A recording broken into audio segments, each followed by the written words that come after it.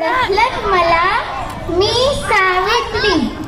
सावित्रीबाई ज्योतिराव फुले, सातारा जिल्ह्यातील खंडाळा तालुक्यातील नायगावच्या खंडोजी नेवासे पाटलांची मी कन्या. वयाच्या 9व्या वर्षी ज्योतिराव गोविंदराव फुले नावाच्या माणसाचे माझं लग्न झालं. हळूहळू माझ्या लक्षात आलं, ज्याच्याशी माझं लग्न झालंय तो काही निवड सामान्य माणूस नव्हता, तर तो लाखो करोडो लोकांना जगण्याची ऊर्जा देणारा क्रांतीसूर्य आहे.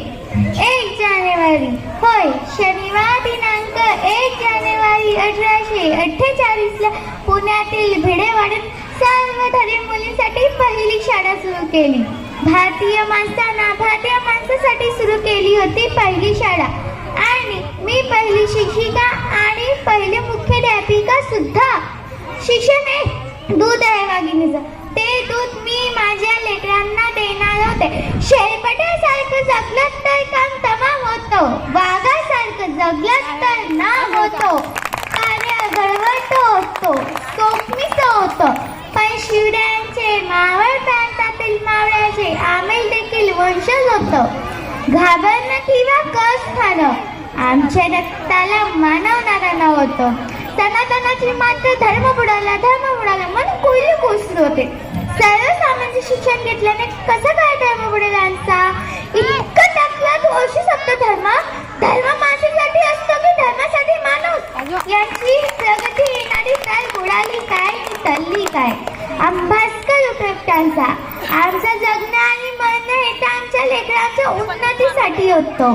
याची हनी होती, यमा होता, पण उद्याचे सूर्य घडवण्यासाठी आम्हा होई त्यांचा संसार होता. आम्ही त्यासाठीच तर बांधले गेलो होतो.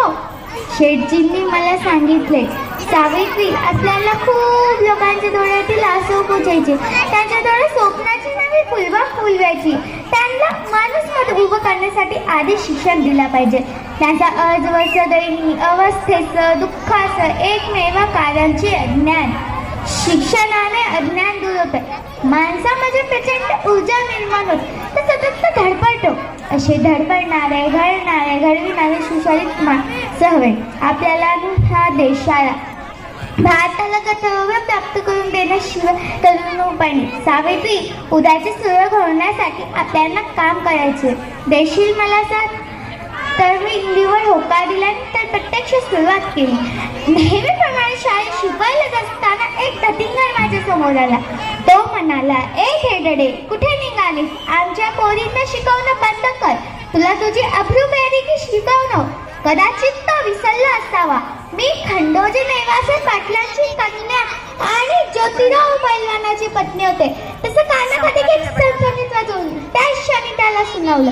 आज समोर आलाय, थोबाड फुटलाय, पुन्हा जर माझ्या समोर त्या रक्ताने धरती रंगवेल.